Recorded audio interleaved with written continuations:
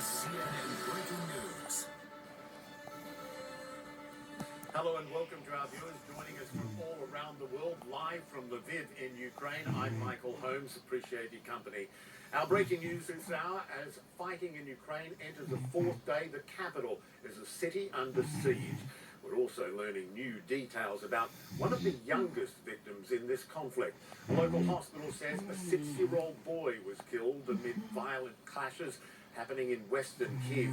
Now, I want to show you the scene in Kyiv overnight. CNN cameras capturing the moment an explosion lit the sky above the city, one of two massive blasts on the outskirts of the capital.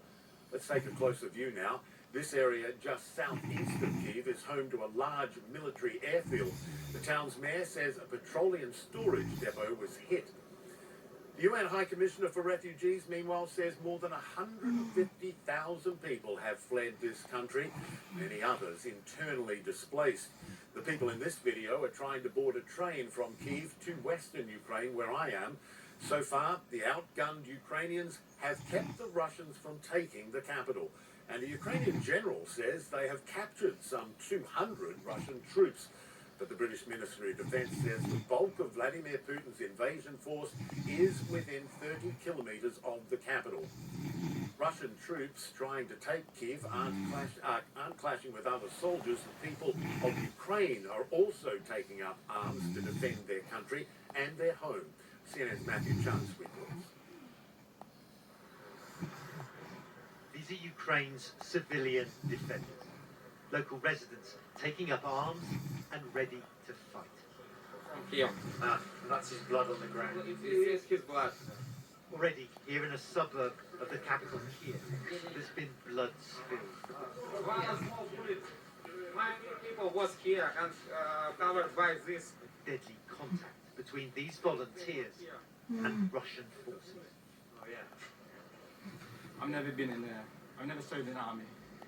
You've never served in the Volunteers like Yuri, who was an economic analyst. He tells me before this Russian invasion made him a fighter.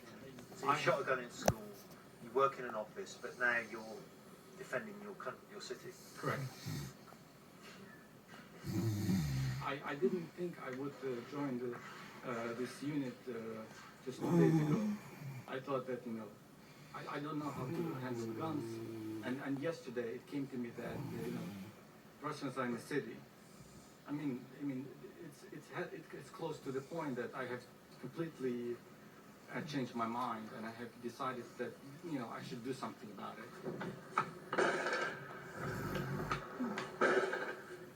Just hours before, this northern Kiev suburb of Obolon was the scene of firefights as Russian forces probe the Ukrainian capital. Now the entire city and its residents are bracing and preparing for more.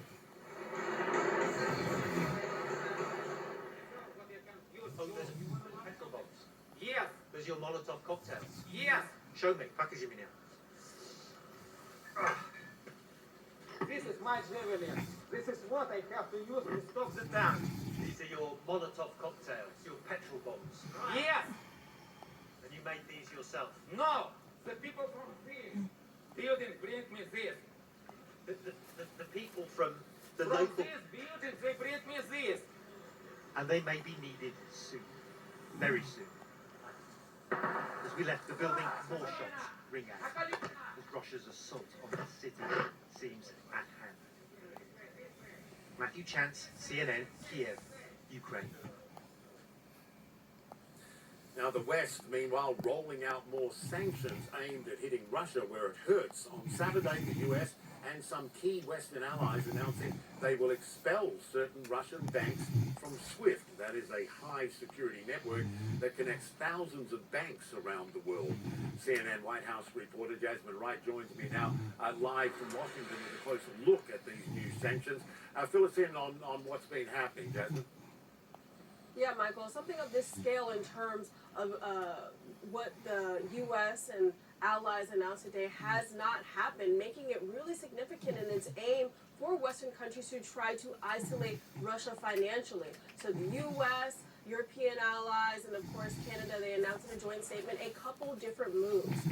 First, they expelled certain banks from the international banking community, and then really honing in on the Russian central bank and their actions there. They announced new restrictive measures, really trying to attack the money that the Russian central bank has in its reserves, about $600 billion, that it is using currently to really prop up the Russian economy as it faces these waves of sanctions. So these restrictive measures are really trying to stop that and, of course, put the ruble in free fall. And then, as you said, for SWIFT, we know that is that international banking system that connects about 11,000 financial systems to world banks across the globe. Well, this measure that the folks announced today, it would basically take away that ability for some Russian banks to do those transactions through the SWIFT system, really cutting off that lifeline. And it is really in an attempt to isolate the country of Russia, isolate these transactions, making sure that they cannot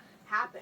And in terms of sanctions going forward, they were asked basically whether or not the central bank would be a part of sanctions. That is something that the U.S. is considering. We don't have an answer on that, but that would be going another step further, potentially something on the pipeline. One thing I want to flag to you, Michael, is just how quickly this happened. Just on Thursday, the president was asked why not include SWIFT into this amount of sanctions that he announced just a few days ago, and he said very clearly that European leaders weren't ready to take that step. But flash forward to today, when we have this announcement that they're willing to go further than they have before, really trying to do something significant in responding proportionally to Russia's aggression here.